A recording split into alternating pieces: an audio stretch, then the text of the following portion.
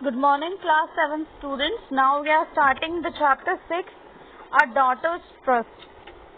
So, chapter की जो heading है वो क्या signify कर रहा है कि daughter का trust.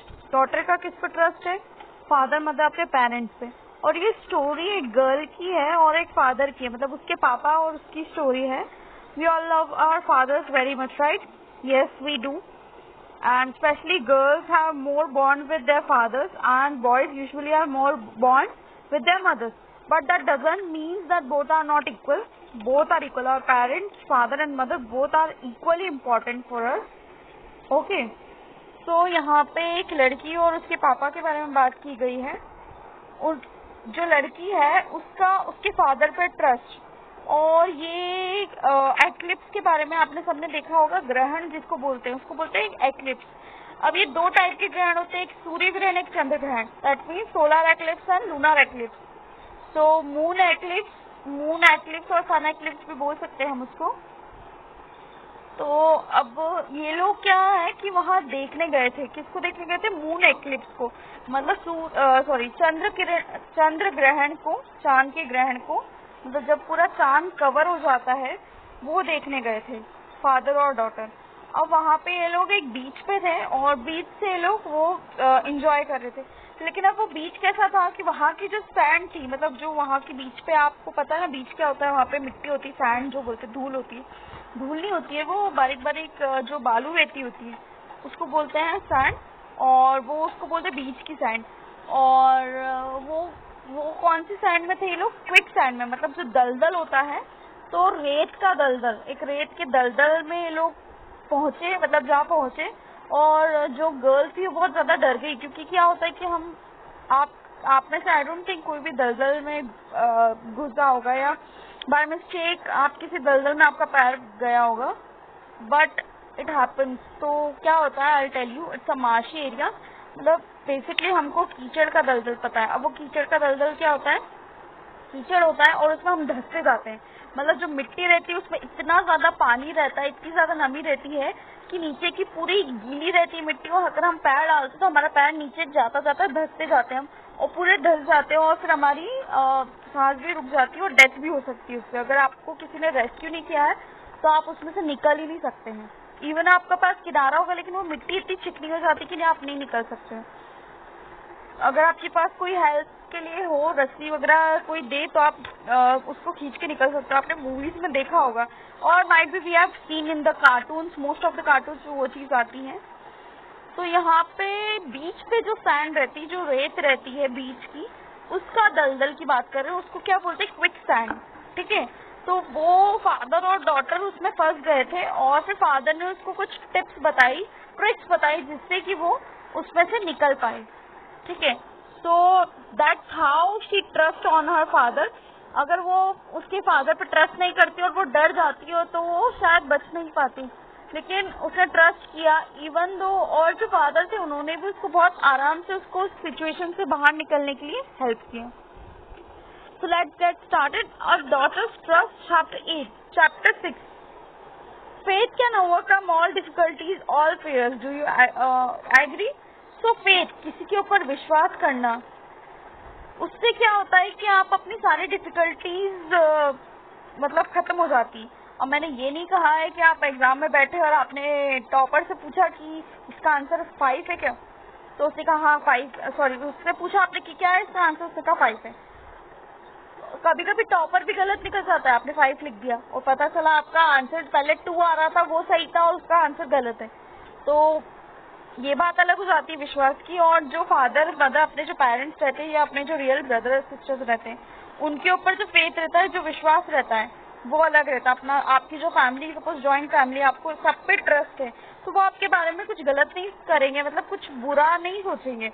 अगर आपको डांट भी रहे हैं तो सही के लिए डांटेंगे.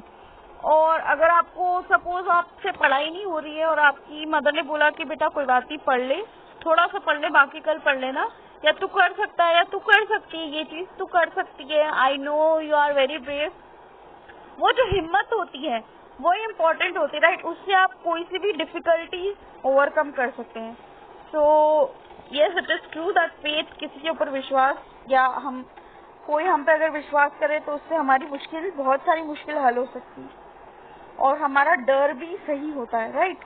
डर, जो आपको डर लगता है भूत से, या सपोज आपको अंधेरे में चलने में डर लगता है, आपको वॉशरूम जाना है, अंधेरा है, तो आपको कोई मतलब आपको कोई बोल रहा है कि मैं यहीं खड़ा हूँ, तुम जाके आ जाओ, तो आपको उस पर विश्वास रहेगा और उससे क्या रहेगा, आपका डर कम हो जाएगा या डर खत्म हो जाएगा।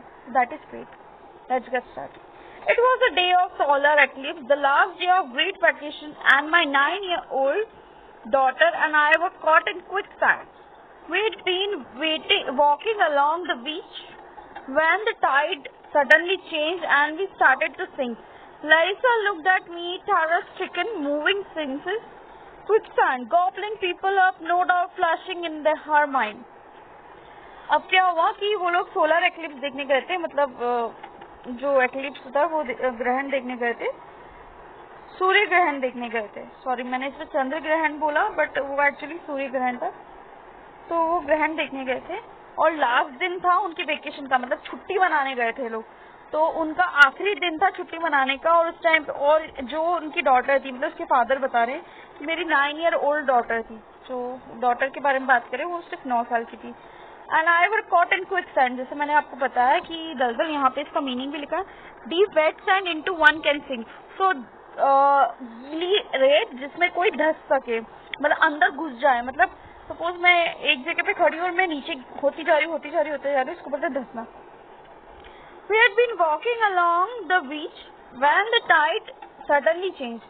और ये लोग वॉक कर रहे थे, इतने में क्या हुआ कि टाइड आ गई, मतलब धूल की आंधी या पानी की आंधी आ गई। जैसे बीच में बहुत सारी टाइड्स होती है पानी के, जो होते हैं, जैसे सर्फिंग करते हैं ना, आपने देखा होगा सर्फिंग कैसे करते हैं लोग, टॉम एंड जेरी में हमने देखा होगा बहुत बार सर्फिंग करते हैं, या शिनचैन में हमने देखा है, या डोरेमोन में भी देखा है।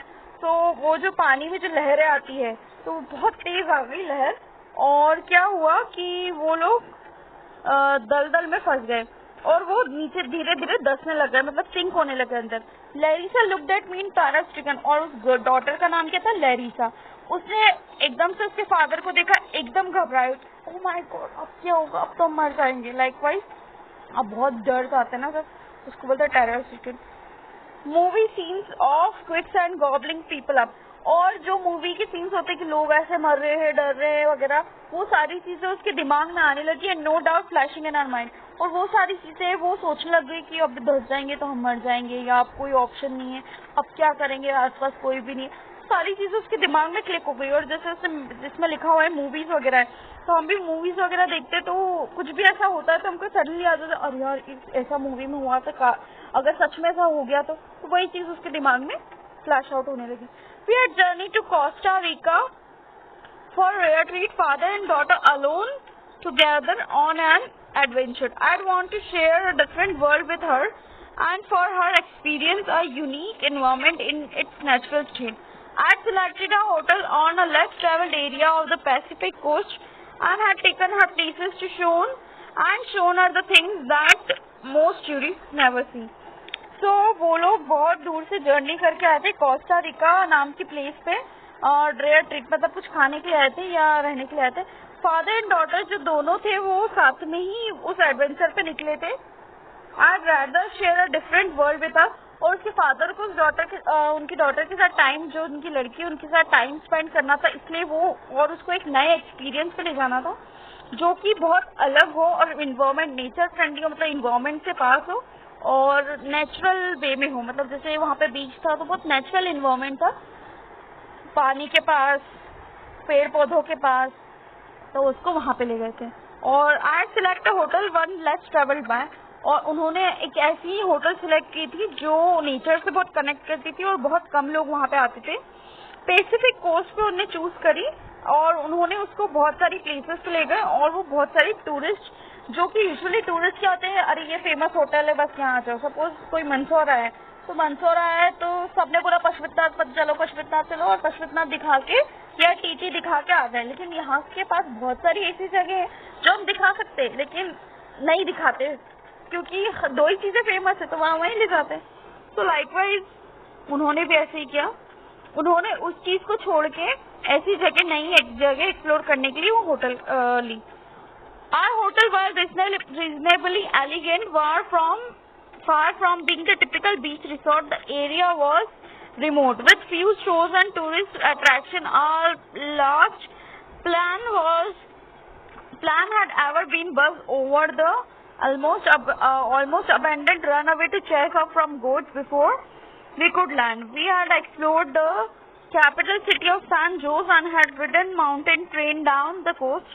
We had wandered through the clouds forest and banana plantation by the sea.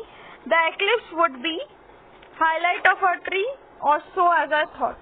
तो जो उनका होटल था वो बहुत सुंदर था और वो बहुत थोड़ा दूर था सारे जो नॉर्मल बीच रिसोर्ट होते थे, मतलब जो बीच पे जो होटल रहते हैं रिसोर्ट वगैरह, वहाँ से थोड़ा दूर था और जो एरिया था वो रिमोट था. रिमोट मतलब क्या होता है अब इधर?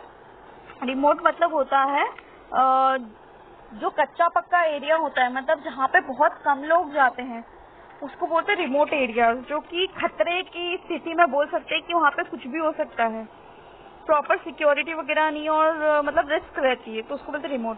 विद फ्यू स्टोर्स, वहाँ पे बहुत कम स्टोर्स थे और टूरिस्ट अट्रैक्शन, टूरिस्ट लोग भी बहुत कम आते थे. Our last plan had never been bus over the city capital, almost abandoned run away to Chekhov the Gorge. तो जो प्लान था उनका, मतलब जो एरोप्लेन था वो वहाँ से वो एक ऐसे रनवे पे आके रुका जहाँ पे जो बकरियां चल रही थी उस लैंड पे, मतलब वो बहुत छोटा एरिया था तो वहाँ पे ऐसी जगह पे लैंड हुआ. We had explored capital San जोन्स, और उन्होंने सैन जोन्स जो उस सिटी की कैपिटल है वो पूरी तरीके से देखी. And ridden the mountain train, और माउंटेन ट्रेन में बैठ के पूरे माउंटेन की सैर करी, मतलब सारी चीजें देखी वहाँ पे. We had wandered through the clouds, forest and banana plantation. और जब वो उड़ रहे थे तब उन्होंने सारी चीजें देखी कि फॉरेस्ट वगैरह कैसा है, बनाना प्लांटेशन कैसा है, और जब वो घूमे तो उस चीजों को और अच्छी तरीके से देख पाए कि वहाँ पे कैसा है बाय द सी. और सबसे ज्यादा उनका जो हाईलाइट था, जो उन्होंने सोचा था उसके फादर ने कि सबसे इम्पोर्टेंट उनको क्या देखना है, सोलर एक्लिप्स, जो ग्रहण था वो सबसे ज्यादा हाईलाइट मेन चीज रहेगी उनकी ट्रिप की. On our last full day in Costa Rica, we both awoke feeling refreshed and happy. I hope for the gift of cloud-free sky, and on a clear day at the location so close to the equator, the eclipse would be clearly visible. Since the sun wasn't due to disappear until 2:05 p.m. that afternoon, we decided to take one last slow walk on the beach. अब एक और चीज मैं आपको important बताना चाहूंगी. जब भी आप ग्रहण देखते तो आपको हमेशा चश्मा पहनना पड़ता है, सूर्य ग्रहण, क्योंकि आप अगर डायरेक्टली देखते तो उसकी रेस से आपकी आंखें खराब हो सकती हैं. ओके, तो जो उनका लास्ट दिन था हॉलीडे का कोस्टा रिका पे, वो लोग जल्दी से उठ गए और बहुत खुश थे क्योंकि आज उनका लास्ट दिन था और आज उनको एक्लिप्स दिखने वाला था, जो ग्रहण था वो दिखने वाला था.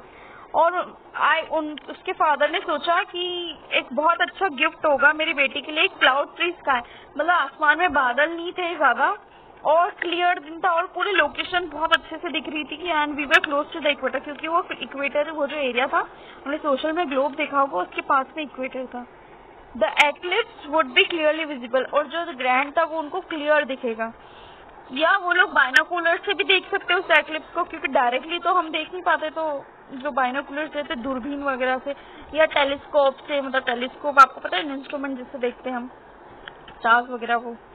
Since the sun wasn't disappear until 5 p.m. तो क्योंकि सन था 2:05 तक, पूरा सन मतलब खत्म नहीं हुआ था, सन थोड़ा था. That afternoon we decided to take one last, क्योंकि 2 बजे तक वो सन थोड़ा था, तो उन्होंने सोचा कि एक बार और बीच पे घूम के आया जाए, क्योंकि लास्ट डे उसके ग्रहण के बाद तो हम घूम नहीं पाएंगे, तो इसलिए उन्होंने सोचा कि एक और बीच पे वॉक करें. Even the beach had primitive feel instead of unrelenting expanse of manicured sand so often found in resorts. It featured large rocky areas with tidal pools and outcroppings of coral, while this made for a more interesting beach. It was tough on our city feet, so we took grateful advantage of every patch of sand. We had stopped on just a spot to study the life in tide. सो जो बीच था उसका बहुत primitive feel था, मतलब उनको बहुत nature से connectivity feel हो रही थी और बहुत बोलते ना कि ज्यादा लोग वहाँ पे जाते नहीं थे, तो ऐसा था। फिर भी उनको जो भी मतलब ज्यादा अच्छी तरीके से तो मैनिक्योर नहीं था, मतलब ज्यादा लोग उस पे नहीं जाते थे, तो इसलिए क्या थी वो सैंड भी थोड़ी चुभने वाली थी और अलग अलग फील मतलब अलग ही उनको फील आ रहा था। और ऑफन फाउंड, और जो रिसोर्ट्स में जो चीजें होती हैं उस तरह की उनको, मतलब जो सैंड से डायरेक्टली रिसोर्ट में जाते होंगे तो वो वाली मिट्टी की उनको फील आ रही थी। इट फीचर्ड, और वो जो रेत थी बीच की, उसमें बड़े बड़े पत्थर भी थे और टाइडल पूल्स और आउटक्रॉपिंग्स ऑफ कोरल, और उसमें कोरल रीफ जो होती है वो भी थी, और टाइडल पूल्स मतलब जो झटके से पत्थर टूट जाते हैं वो भी थे, सारी चीजें थी। While this made more interesting beach, और इसी वजह से वो जो बीच था वो और भी ज्यादा इंटरेस्टिंग हो गया। It was tough on our city feet, so we looked grateful, advantage of every patch of sand।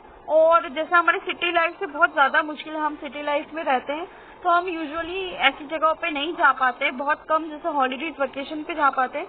तो उन्होंने सोचा कि हम इस बार इसका पूरा मजा लेंगे इस ट्रिप का, और उन्होंने क्या किया कि उन्होंने हर चीज मतलब सैंड से खेलने सारी चीजें वो कर रहे थे।